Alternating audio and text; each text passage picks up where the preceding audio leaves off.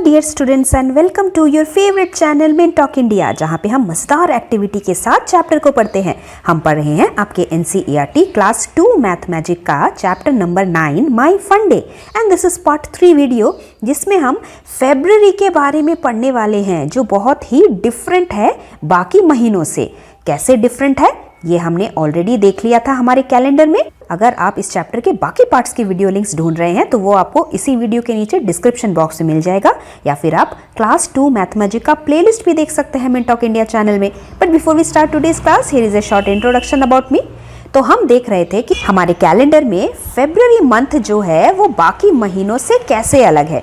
जनवरी में 31 डेज होते हैं, मार्च में 31 डेज, अप्रैल में 30 डेज, मई में 31 डेज, जून में 30 डेज, जुलाई में 31 डेज, अगस्त में 31 डेज, सितंबर में 30 डेज, अक्टूबर में 31 डेज, नवंबर में 30 डेज, दिसंबर में 31 डेज।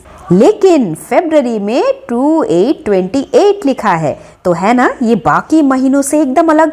बाकी महीनों में या तो 31 डेज होते हैं, नहीं तो 30 डेज होते हैं, लेकिन फरवरी में ही सिर्फ 28, नहीं तो 4 साल के बाद 29 डेज भी होते हैं। इसीलिए फरवरी इतना अलग है।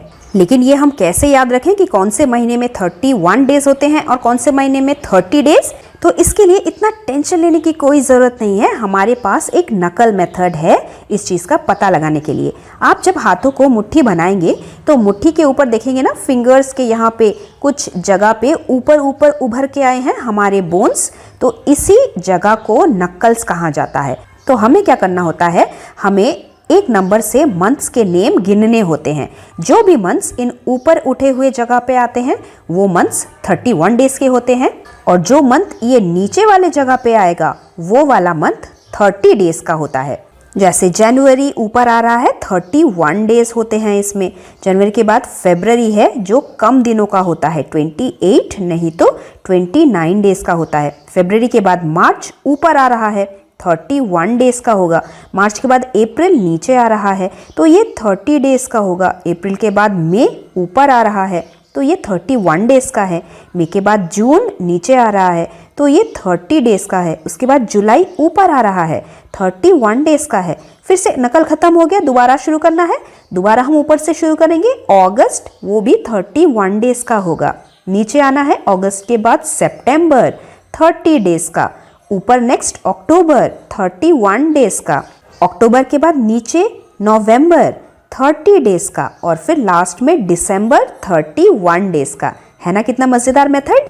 तो हमारे कैलेंडर में 4 मंथ्स ऐसे हैं जिसमें 30 डेज होते हैं, और 7 मंथ्स ऐसे होते हैं जिसमें 31 डेज होते हैं। फरवरी सबसे छोटा है, it is the shortest month. In some years it jumps for fun। जैसे कि मैंने कहा, हर 4 साल के बाद फरवरी में 29 डेज हो जाते हैं। कितना मज़ेदार बात है ना। चलिए हमारे कैलेंडर की तरफ देखते हैं और फाइंड आउट करते हैं कि कौन से महीने में 30 डेज हैं। तो देखिए कैलेंडर में सबसे पहले अप्रैल मंथ ऐसा आता है जिसमें 30 डेज हैं। उसके बाद मई को छोड़ के जून में भी 30 डेज हैं। ये जुलाई को छोड़ के, अगस्त को छोड़ के सितंबर में 30 डेज हैं, और फिर नवंबर में जाके 30 डेज हैं। तो हमें आंसर में अप्रैल, जून, सितंबर, नवंबर लिखना है। ये हमने हमारे नक्कल मेथड से भी देखा था। 1, 2 और यहाँ पे 3 और 4, ये 4 महीने 30 वाले हैं, 30 डेज वाले, दैट इज अप्रैल, जून, सितंबर एंड नवंबर। उसके बाद है how many months have 31 days. तो ऐसे टोटल 7 मंथ्स है, हमने अभी देखा, दैट इज जनवरी, मार्च, मई, जुलाई, अगस्त, अक्टूबर एंड दिसंबर। आंसर में हम 7 मंथ्स लिखेंगे। How many days are there in फरवरी? तो मोस्टली 28 डेज ही होता है, और 4 साल के बाद 29 डेज होता है, तो आंसर में हम 28 ही लिखेंगे। उसके बाद क्वेश्चन है how many days together are there in May and July? Together का क्या मतलब है? टुगेदर का मतलब है एक साथ। तो देखिए मई के मंथ में है 31 डेज, जून के मंथ में है 30 डेज। हमें इन दोनों को क्या करना है? ऐड करना है। ऐड करने पे हमें 6161 आता है। अगर आपको वंस और टेंस का एडिशन नहीं आता, डोंट वरी, अगले चैप्टर में हम यही सीखेंगे। लेकिन अभी के लिए आंसर में हम 61 डेज लिखते हैं। उसके बाद question, how many Sundays are there in the month of July. तो ये है जुलाई का महीना और संडेज कहाँ लिखा हुआ होता है, देखिए M मतलब मंडे, T मतलब Tuesday, Wednesday, Thursday, Friday, Saturday, ये है संडे। और संडे जुलाई के मंथ में कितने हैं, गिनिए मेरे साथ, 1 2 3 4 5। So we will write 5 Sundays are there. उसके बाद what is the day on your birthday, मतलब आपका बर्थडे संडे, मंडे, ट्यूसडे में से कौन से डे में आता है। तो मेरा बर्थडे तो इस साल संडे को आया था और मैंने बहुत मज़े किए थे। आपका बर्थडे जिस दिन में आता है आपको उस दिन का नाम लिखना है। उसके बाद फाइंड आउट, अपनी मैडम से या फिर पेरेंट्स से पूछ के लिखिए, how many days do you get for your summer holidays. केंद्रीय विद्यालय में ज़्यादातर आप सभी बच्चों को 45 डेज का समर वेकेशन मिलता है। और कुछ साउदर्न रीजन में कुछ स्कूल्स ऐसे होते हैं जहाँ पे गर्मी कम पड़ती है, वहाँ पे गर्मियों की छुट्टियाँ थोड़े कम दिनों की होती है। तो ये आपको अपने पेरेंट्स से या फिर टीचर्स से पूछ के लिखना है। उसके बाद, how many winter holidays do you have. We have only 10 days as our winter holidays. उसी समय हम हमारा क्रिसमस मनाते हैं। आगे चलते हैं और पढ़ते हैं, ब्लो हॉट ब्लो कोल्ड, मतलब जब हमें ठंडी लग रही होती है हम हमारे हाथों से गरम गरम हवा निकाल सकते हैं। और किसी गरम चीज़ को अगर हमें फूंक मार के ठंडा करना होता है तो हम ब्लो कोल्ड भी कर सकते हैं। ब्लो करने का मतलब अपने मुंह से हवा निकालना।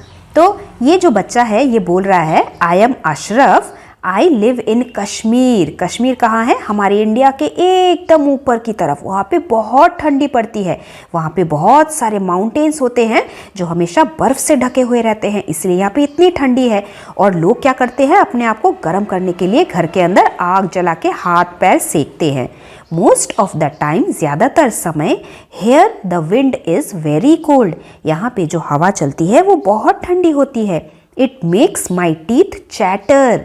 और ठंडी के समय पे हमारे दांत आपस में टकरा के जो साउंड निकालते हैं ना वाली, तो उसे हम चैटर बोलते हैं। I like to sit in sun और नियर अ फायर। अगर बाहर अच्छी सी धूप निकली हो मुझे वहाँ बैठना अच्छा लगता है, या फिर आग के पास बैठकर अपने हाथों को सेकना ज़्यादा अच्छा लगता है, क्योंकि यहाँ बहुत ठंडी होती है। लेकिन हर जगह इतनी ठंडी नहीं पड़ती, जैसे ये वाला जगह। I am Lakshmi, I live in Chennai. Chennai हमारे इंडिया के एकदम साउथ में नीचे एक स्टेट है तमिलनाडु, वहाँ की राजधानी है, कैपिटल। यहाँ पे बहुत गर्मी पड़ती है, यहाँ तक कि दिसंबर के महीने में भी गर्मी होती है। These days the sun is too hot. और अगर अप्रैल मई जून का महीना है तो उस समय सूरज और भी ज़्यादा गर्म होता है। माई फीट बर्न, मेरे पैर तो खाली पैर चलने के टाइम एकदम जल ही जाते हैं जैसे। I walk barefoot, I like to sit in a pool. इसलिए मुझे पानी से भरे हुए पूल में बैठना बहुत अच्छा लगता है। लेकिन कुछ बच्चों को रेनी सीजन ज़्यादा पसंद है, लेकिन हर टाइम अगर सिर्फ बारिश बारिश ही होता रहे, पानी में ही हमें चल के स्कूल जाना पड़े, कैसा लगता होगा। आई एम रूबिया, मैं रूबिया हूँ। आई एम इन मेघालया, मैं एक छोटे से राज्य जो हमारे इंडिया के नॉर्थ ईस्ट साइड में होता है, मेघालया नाम से क्या लगता है, जहाँ पे बहुत सारे मेघ हो। मेघ होंगे मतलब हमेशा बारिश ही बारिश होती रहेगी, तो मैं यहाँ पे रहती हूँ। Here the rains just don't stop, यहाँ पे तो बारिश कभी भी बंद होती ही नहीं, हमेशा बारिश होती रहती है। The sun is hiding behind dark clouds, और सूरज जैसे दिखता ही नहीं, हमेशा काले काले बादलों के पीछे छुपा रहता है। क्या आप भी ऐसी जगह पे रहते हैं? अपने एक्सपीरियंसेस को, अपने बारे में और भी ज़्यादा अपने फ्रेंड्स को बताइए और एक दूसरे के एक्सपीरियंस सुनिए। उसके बाद बताइए, number 1, have you ever felt. Felt है फील का पास्ट टेंस। फील मतलब महसूस करना। क्या आपने कभी ऐसा महसूस किया है? ए, your teeth chattering due to cold, कि जब बहुत ज़्यादा ठंडी हो रही हो और हमारे दांत कांपने की वजह से कुछ साउंड निकालने लगे, जिसे चैटरिंग कहा जाता है, तो आपने ज़रूर ऐसा महसूस किया होगा सर्दियों के मौसम में। Number B, your feet feel hot on walking bare foot. Bare मतलब खाली पाँव, बिना चप्पल के, सैंडल के अगर आप ज़मीन पे चले तो क्या आपके पैरों में कभी इतनी ज़्यादा गर्मी महसूस हुई है? ज़रूर हुई होगी अगर आप गर्मियों के सीज़न में रास्ते पे खाली पैर चले जाएं। So here also we will write yes. Number C is, name 1 month when you can easily walk barefoot. एक ऐसा महीना बताइए जब आप आराम से खाली पैर सड़क पे चल सकते हैं बिना अपने पैरों को जलाइए। तो मेरे ख्याल से मान लीजिए नवंबर का मंथ, जब ज़्यादा गर्मी नहीं होती, ज़्यादा ठंडी भी नहीं होती। उसी तरीके से फरवरी का मंथ, इस समय भी अगर हम खाली पैर चलेंगे तो हमारे पैरों में कुछ नहीं होगा, आराम से हम बेयर फुट चल सकते हैं। उसके बाद number 2 question, have you seen it raining for many days. क्या कभी आपने बहुत सारे दिनों तक बारिश होते हुए देखा है? ज़रूर देखा होगा, रेनी सीजन के टाइम जब कुछ समय के लिए बारिश बंद होती है फिर से शुरू हो जाती है। Number B is, in which month does it rain the most in your area. कौन से महीने में बहुत ज़्यादा बारिश होती है आप जहाँ पे रहते हैं वहाँ? तो ये आप अपने मम्मी पापा से भी पूछ के लिख सकते हैं।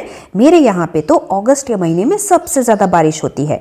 Number 3 is a, which are the hottest. Hottest मतलब सबसे ज़्यादा गर्म मंथ इन योर एरिया।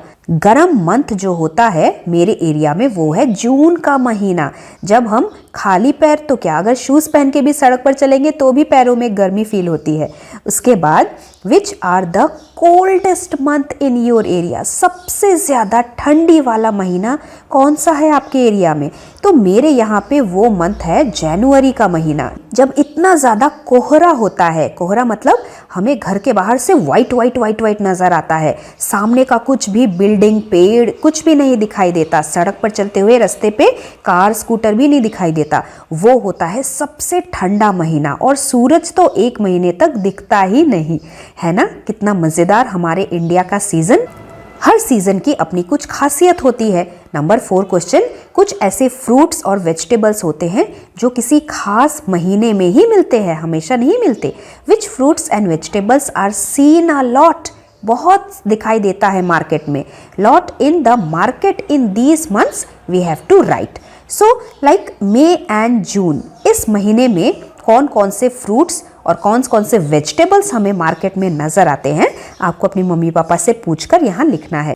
तो जैसे मई जून के महीने में जैसे हमें मैंगो, लीची, कटहल, जैकफ्रूट, वाटरमेलन ये सभी पाए जाते हैं गर्मियों के टाइम पे। और वेजिटेबल वैसे तो खास कुछ ऐसे सीजनल वेजिटेबल कम ही होते हैं, हमें क्यूकम्बर ज़्यादा मिलता है वेजिटेबल गर्मियों के समय पे। मई जून के महीने में cucumber, lady finger, tomato, bitter gourd. उसी तरह दिसंबर जनवरी सर्दी के टाइम पे फल जैसे orange, strawberries, guava, custard apple ये ज़्यादा मिलते हैं। उसी तरह वेजिटेबल्स में cauliflower, cabbage, peas and broccoli ज़्यादा मिलते हैं। तो इसी के साथ हमारा चैप्टर यहीं पे ख़त्म होता है। आई होप आपने माई फंडे के साथ बहुत फन किया होगा और बहुत सारी नई नई चीज़ें जानी होंगी। इसी तरह मज़ेदार एक्टिविटी के साथ हम हमारा आने वाला चैप्टर भी पढ़ेंगे। Till then thank you very much and bye bye.